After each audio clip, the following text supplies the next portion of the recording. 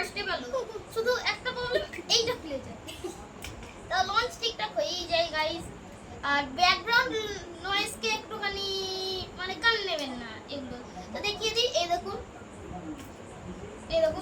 এটাও আমি একটা পেন ঢুকিয়ে করেছি। আর এই দেখুন আমি আবার এগুলো ফিক্স করে দিচ্ছি এগুলোকে আবার।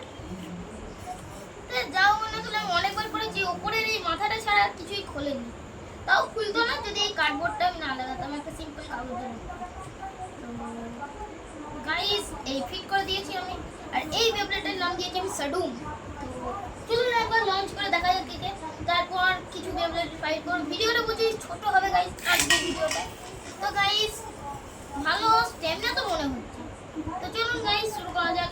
আমি এগুলো সব গুটিয়ে আপনাদের সঙ্গে দেখা করছি। তো গাইস হ্যান্ডমেড বেবলেট দেখতে পারেন, এটা আমি নতুন তৈরি করেছি। এর নাম আমি এখনো পর্যন্ত জানি না। তো আমি এর সঙ্গে ফাইট করব প্রথম ফাইটের। তো ফার্স্ট ব্যাটল শুরু করা যাক।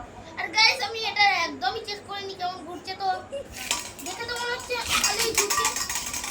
প্রথম ফাইট সাইডে থাকতে খেলে হেরে যাবে স্ট্যামিনায়। আমার মনে হয় না হালকা এত বেবলেট স্ট্যামিনাই পারবে। তো গাইস ভিডিওটাকে একটা লাইক করে দিন। আর তখন হেরে গেল। তো আমি সেকেন্ড ব্যাটল শুরু করছি। ভিডিওটাকে একটা লাইক করে দিন, চ্যানেলটাকে সাবস্ক্রাইব করে দিন প্লিজ গাইস, প্লিজ। আপনি যদি এই ভিডিওটা প্রথম দেখছেন তাহলে ভিডিওটা লাইক সাবস্ক্রাইব চ্যানেলটা করে দিন। আর ব্যাকগ্রাউন্ড নয়েজটাকে একটুখানি মানে কান দেবেন না। তো গাইস আমি এগুলো আবার গুটিয়ে আসছি। গাইস এই দেখুন আমি নিউ ওয়েল রিঅ্যাক্ট তৈরি করেছি, নিউ। আর এর নাম দিয়েছি আলটিমেট ওয়েল ক্রি, যেটাকে আমি গুটিয়ে নিচ্ছি।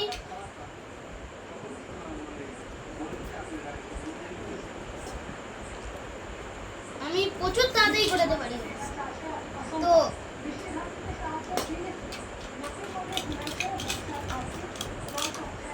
গাইস আলটিমেট ওয়েল ক্রিকে গুটিয়ে নিয়েছে। স্ট্যামিনা দেখলে আপনি নিজে অবাক হয়ে যাবেন গাইস।